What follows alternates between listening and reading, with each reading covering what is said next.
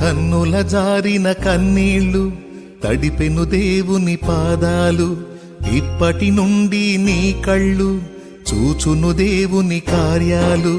కన్నుల జారిన కన్నీళ్లు తడిపెను దేవుని పాదాలు, ఇప్పటి నుండి నీ కళ్ళు చూచును దేవుని కార్యాలు.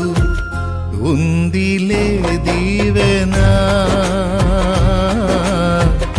ఎందుక వేదన, పొందిన యాతన దేవుడే మరచునా.